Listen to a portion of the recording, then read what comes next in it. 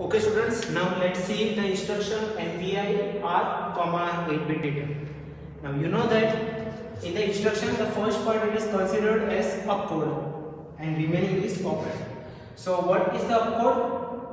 The first part, which is English like word MVI, is the opcode. The remaining portion is operand, it is R, 8-bit data.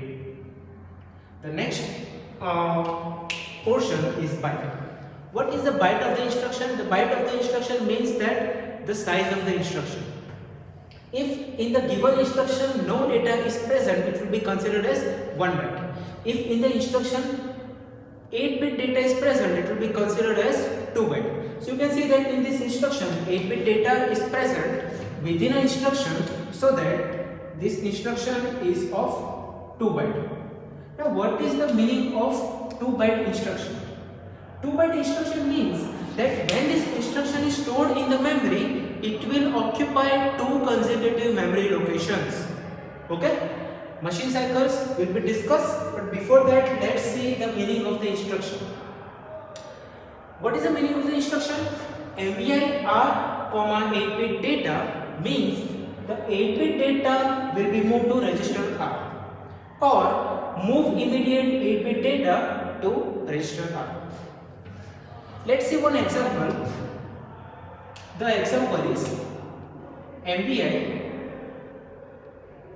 B, 34H. Before the execution, you can see that the register B contains some data, that is 49H.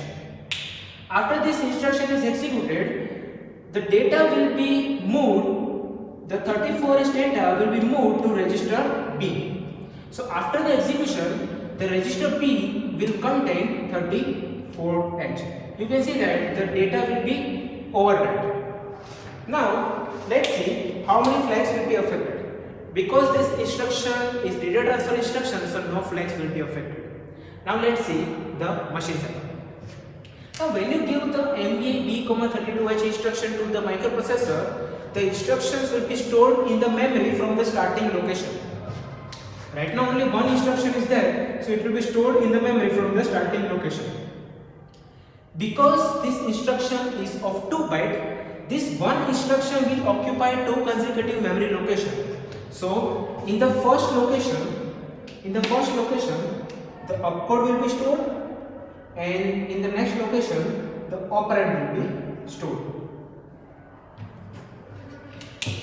After all the instructions which is given to the microprocessor are stored, the processor will start executing its function, which is fetch, decode and execute. Now the processor has to fetch the instruction. To fetch the instruction, the processor will perform the opcode fetch.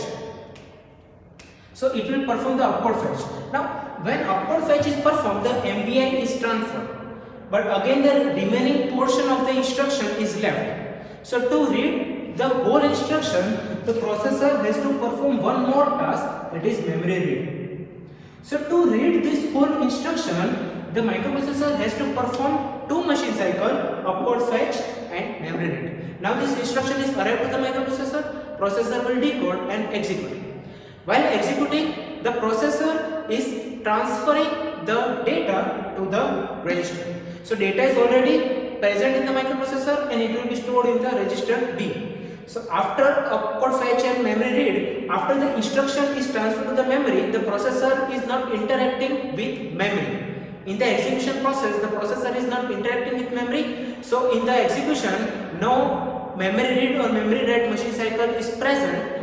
Only these 2 machine cycles are needed, and that is memory read and opcode fetch. Okay, so this is